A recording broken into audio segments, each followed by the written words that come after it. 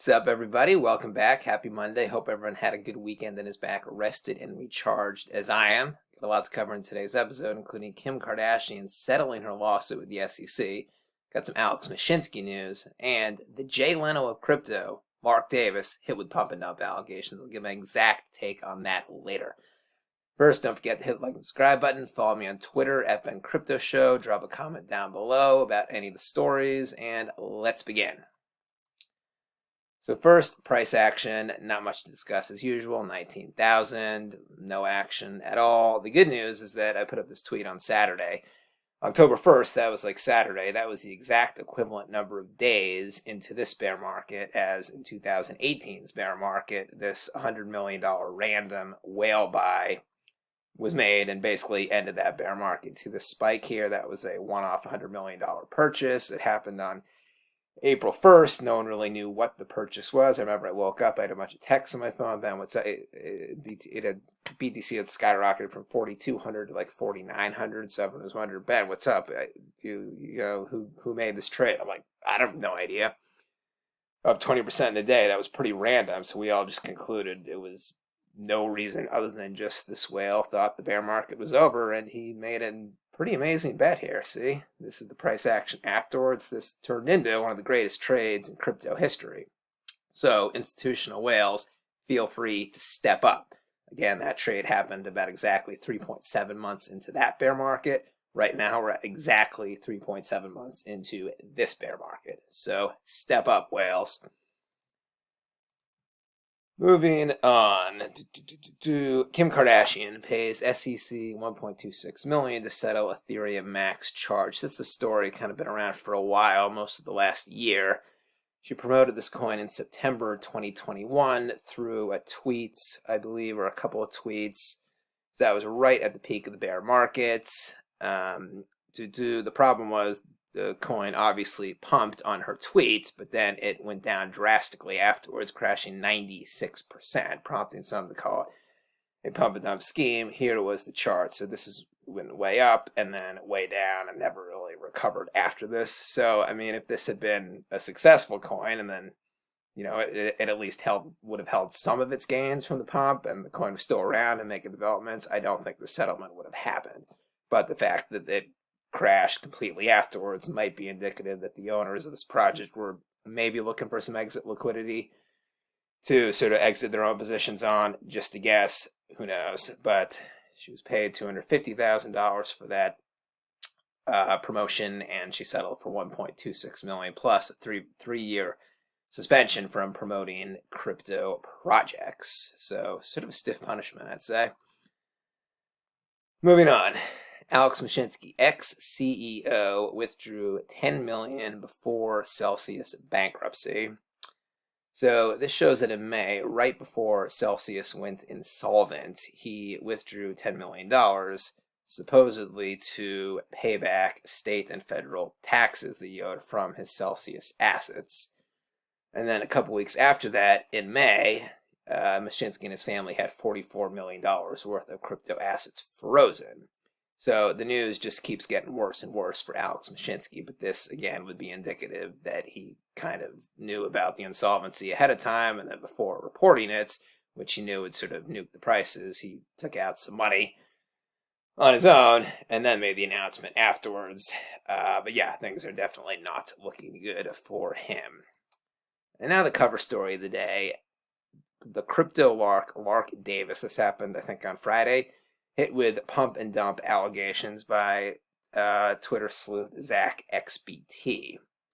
So Zach XBT did a study, and then he shows that the crypto Lark tweeted or promoted, did YouTube videos for 8 specific examples over the last couple years, where right after making the tweet or the YouTube video, then he sold large amounts, totaling 1.2 million. So Zach XBT is accusing him of pump and dumps, obviously. So first, a little bit of background on the crypto Lark. That's this guy right here. So he got into his first started posting videos July 2017. That was literally the exact same month I first got into it, meaning checking the prices every day, getting really hardcore into it. So I used to watch his videos back in the day when he had a crappy camera, crappy lighting. He would do the videos after he got back from work, from his full-time job. He was exhausted. Then his videos were good. He built up his following. Then 6 months later, he was able to quit his full-time job because he was making enough money. And now, a couple years later, he's clearly a multimillionaire in crypto, 3,000 videos later. Obviously, if the proceeds from these 8 sales, just these 8 sales, total 1.2 million, you can imagine the guy is worth quite a bit of money. So on one hand, he's just a true crypto entrepreneurial success story. On the other hand, these allegations have sort of dogged him for years. If you aren't too familiar with him, this might be surprising. If you're really in the know in crypto, then you probably heard these allegations. So it didn't really surprise me, but the nature of them specifically, so it's a project like here's one, a coin Pimon, March 2021. Lark tweets about it and then did a video on it. And then the day after doing a video on the segment, obviously a positive video, then he sells $313,000 worth. That's a lot of money. Here's another one right after that, Shop X. Lark tweets about it. No video, so he tweets about it, and then the next day he sells $430,000 of Shop X. Again, a lot of money, no small amounts here. Here's one around that time, February 2021. Lark tweets about it, so no video. Again, just a tweets about it, and then sells $136,000 that same day. So these are very large amounts.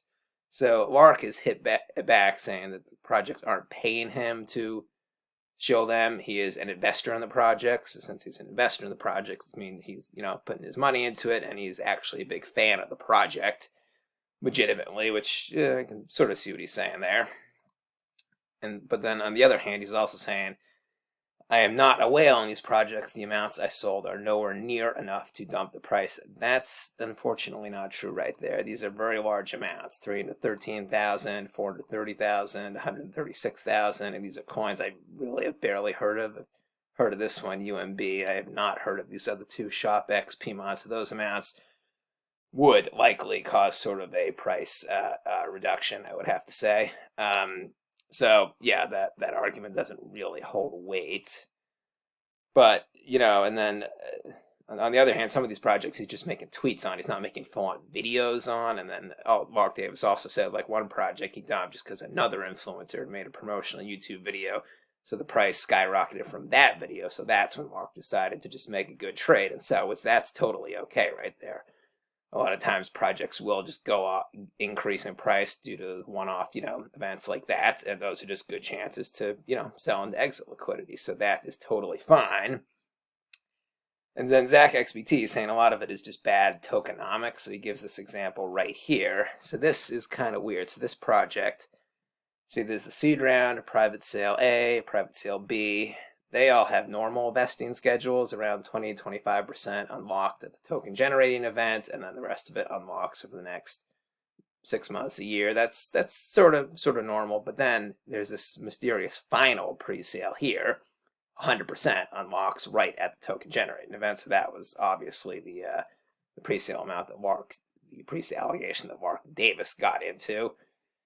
So again, that's not really Lark's fault if these are bad allocations. I mean, these are bad vesting schedules, so it's really tough to say. So he's not really trying to pump these projects. He's just sort of appears to be getting very good token allocations at favorable rates. It's very tough to tell if the normal person can get these token allocation rates, or they're just offering it to influencers like Lark. I don't know. Tough to say. On the one hand. On the other hand, Mark, he's very successful, huge following to Twitter, 1 million people. I haven't really seen Mark have too many guests on his show. I have never really seen Mark promote a younger influencer or a newer influencer who doesn't have a large following. Some people have said Mark doesn't really have too many friends in the industry, whereas other people with those followings, I've seen them at weddings of other people in the industry. They have their same social circle of friends who are in the industry repeatedly on their show. Mark just doesn't appear to have that many friends in the industry. I've never really seen him at conferences, hanging out with people, all that stuff. So some people have said he's kind of like the Jay Leno of crypto for those reasons. And since he's a very nice guy, appears to be a nice guy, he kind of gets away with this.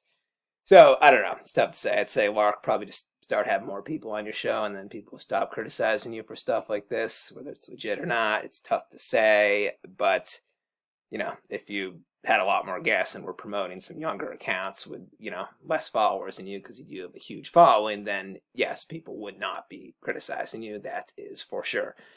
So that would be my advice there. That's it. We'll be back tomorrow with a new episode. Got some interviews myself coming this week. Some new projects, people I met at a recent conference. I'm excited to share that with you. Don't forget to hit the like and subscribe button. Drop a comment down below. Catch everyone tomorrow. Later.